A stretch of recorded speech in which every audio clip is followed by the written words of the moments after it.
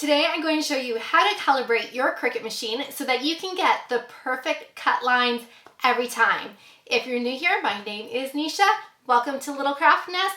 Let's jump onto the computer and get started. Once on Cricut Design Space, you're going to go up to the top left-hand corner, and then you're going to go to the drop-down menu and select Calibration. Now, I want to calibrate my machine for the most accurate cuts for print then cut, so we're going to select this option here on the right. Now, my printer is already hooked up to my computer, and Design Space has recognized that my printer is set up. If you have more than one printer, just click on the drop-down menu and select the printer that you want to use, and then go ahead and click on Print. And then your printer will print out your calibration sheet.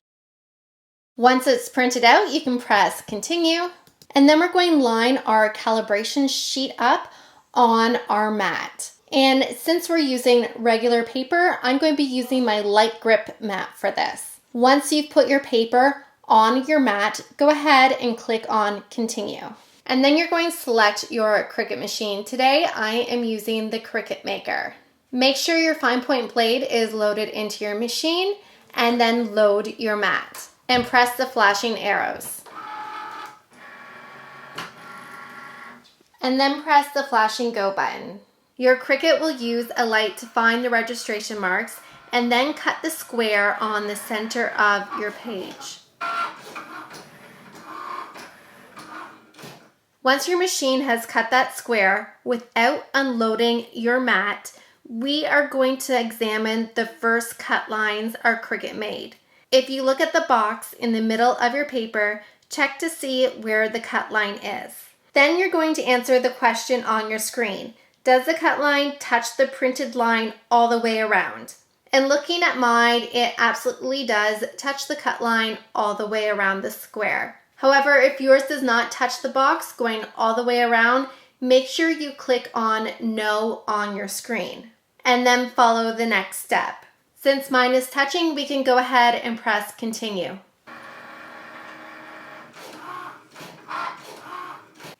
Now your machine is going to make a whole pile of cut lines, and then once that's finished, we are going to look at those cut lines and determine which one is closest to the line. So if we look at our top line here, let's see which cut line matches closest to the printed line. And for me, that looks like number 11 is right on. So we're going to choose line 11. Now we need to check out the lines going down the right side of the page. And for me, J is the perfect cut. Once you've selected your lines, you can go ahead and press Continue. Now your machine's going to trace the larger rectangle. So once that's done, we can examine that cut line. And then if you're satisfied with that cut line, you can go ahead and click on Yes. If you're not satisfied, you can click No and try the calibration process over again. And that's it. Your calibration is complete, and hopefully your next print then cut project comes out perfect. To learn more about print then cut, go check out some of the videos I've linked down in the description, and I hope to see you on more crafting adventures.